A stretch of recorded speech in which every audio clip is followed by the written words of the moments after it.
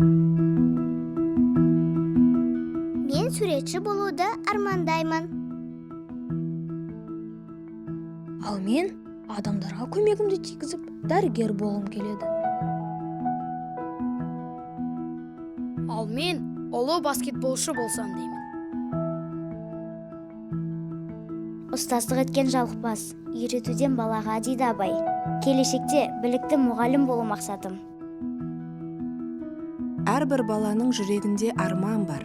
Армандардың орындалуы үшін оларға мейірім, махаббат пен қамқорлық қажет.